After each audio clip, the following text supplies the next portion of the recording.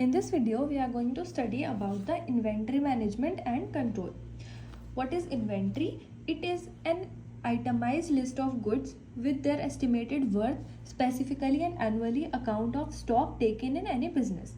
Inventory is basically a list of items जो हमें चाहिए होते हैं for the production of the final product. ठीक है, एक लिस्ट बनाकर हम दे रहे हैं. अब जैसे घर पे भी है, हमें सामान कुछ बनाना होता है, सब्जी बनानी होती है, कोई भी डिश बनानी होती है, तो हम उसकी चीज़ें लिस्ट बनाकर लिखते हैं, फिर लेकर आते हैं, तो उसको हम बोलते हैं inventory.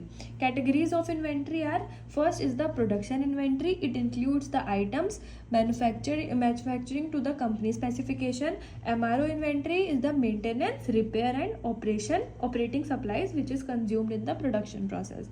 Next is the in-process inventory. It involves the semi-finished products which are found at the various stages in production operation. Last is the finished products inventory, जिसमें आते हैं हमारे complete product that are ready for the shipment. The objectives of inventory management and control are to reduce dependence of one another, to reduce material handling cost and to obtain reasonable utilization and of equipment and the personnel. ठीक है, सबसे पहले हमें एक दूसरे पर dependence नहीं होना. सारी लिस्ट आ जाएगी, सारा सामान आ जाएगा जो भी हमें चाहिए. उससे क्या होगा, मटेरियल हैंडलिंग कॉस्ट हमें रिड्यूस करनी है, और लास्ट में जो हमारे इक्विपमेंट और पर्सनल्स हैं उनका हमें ढंग से यूज़ करना है.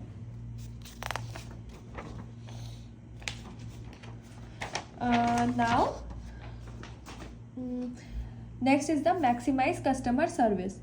ठीक है, तो हमें जो कस्टमर सर्विस है उसे ज़्यादा से ज़्यादा करना है. फ्लेक्सिबिलिटी इन प्रोडक्शन स्केड्यूलिंग, और मतलब प्रोडक्शन की जो स्केड्यूलिंग है वो हम अपने हिसाब से ऊपर नीचे हो सके, फ्लेक्सिबिलिटी उसमें रखना है. To avoid stock out and storage. ऐसा नहीं हो कि मतलब सारा सामान ख़त्म हो गया एक दिन, ऐसा नहीं होना चाहिए. जब हमने प्रोडक्शन कर लिया कि तो हमें पता है ना कि इतने दिन ये चलेगा, हमारी इन्वेंट्री आ गई, जब लिस्ट बन के चली गई, उतना सामान आ गया, फिर हमें एक आइडिया होगा कि इतने दिन तक ये सामान चलेगा, तो उसके ख़त्म होने की डेट से पहले पहले हमारा जो सामान है वो रीस्टॉक हो जाना चाहिए.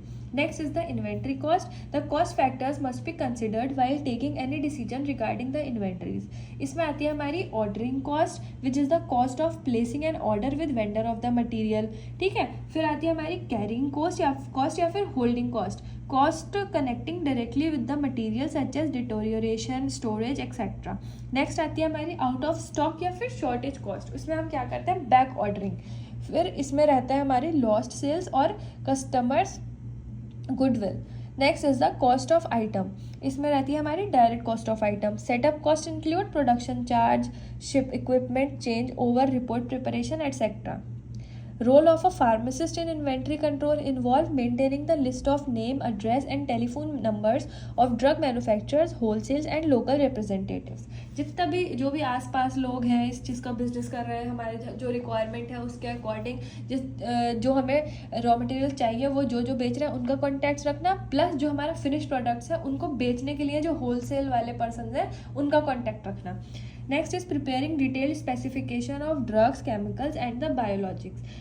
जो हमारी ड्रग्स हैं, केमिकल्स हैं और बायोलॉजिक्स जो हमारे प्रोडक्ट्स हैं उनकी एक प्रॉपर स्पेसिफाइड लिस्ट रखना. Next is preparing the request for the purchase form. To prepare the receipt memo, मतलब उसकी लास्ट में हमारे पास रिसिप्ट पूरा रिकॉर्ड होना चाहिए. क्योंकि ये सब पैसों का इन्वॉल्वमेंट इसमें रहता है और अच्छा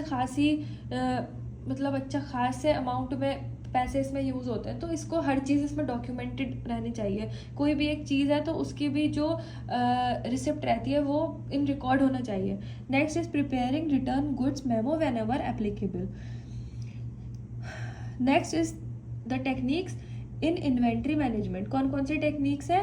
first is the ABC analysis, VED analysis, EOQ analysis, perpetual inventory system, lead time and the buffer stock.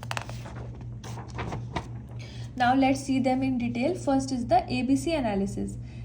ABC stands for always better control. As per this analysis, the inventory is grouped into 3 categories. कौन कौन सी 3 categories? A, B और C. A में आते हैं हमारे सिर्फ 10% of total inventories, B में 20% of total, और जो 30 होगा और जो 70 बचे वो C में.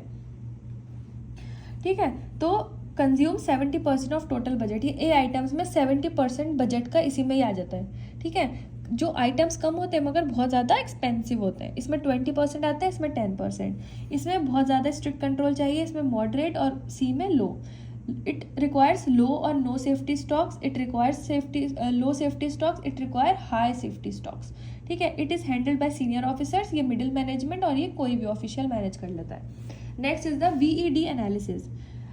V stands for the vital items, E stands for the essential items and D stands for the desirable items। मतलब जो vital items मतलब बहुत इंपॉर्टेंट काम है, उनके बिना काम नहीं चलेगा। E हमारे उससे थोड़े कम इंपॉर्टेंट आइटम्स, और डिजायरेबल D मतलब जो हमारे जो हम चाहते हैं आइटम्स वो।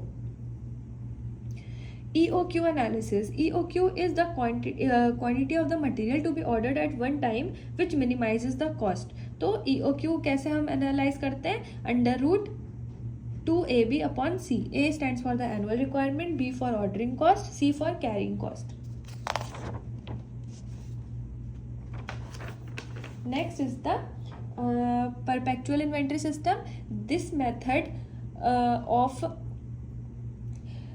of the cost analysis required recording of the store balance after every receipt and issue to facilitate regular checking and to prevent closing down of the stock taking। ठीक है, इसमें क्या आता है हमारा? Bin card, store ledger, continuous stock taking. Next is the lead time taking between the placing of order and receipt of the drugs to the department. जितना ज़्यादा lead time होगा उतना ज़्यादा सेफ्टी स्टॉक होगा। Buffer stock is use in the emergency to meet unseen demands, that is minimum quantity of particular item which must be kept in stock all the time. ठीक है, तो buffer stock हमारा emergency के time पर हम use करते हैं, मतलब कुछ कुछ जो आइटम्स हैं उनको कम क्वांटिटी में हम रखते हैं ताकि हम उन्हें इमरजेंसी के टाइम पर यूज़ कर लें।